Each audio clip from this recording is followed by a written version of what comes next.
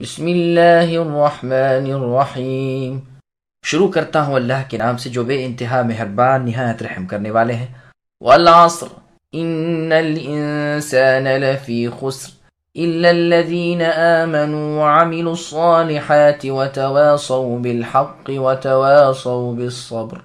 زمانے کی قسم، بے شک و بالیقین انسان سر تا سر نقصان میں ہے، سوائے ان لوگوں کے جو ایمان لائے اور نیک عمل کیے اور جنہوں نے آپس میں حقی وصیت کی اور ایک دوسرے کو صبر کی نصیحت کی۔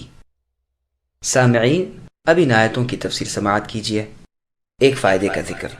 امام شافعی رحمۃ اللہ علیہ فرماتے ہیں کہ اگر لوگ اس صورت کو غور و تدبر سے پڑھیں اور سمجھیں تو یہی ایک صورت کافی ہے۔ کامیاب زندگی کے 4 اصول۔ عصر سے مراد زمانہ ہے جس میں انسان نیکی بدی کے کام کرتا ہے۔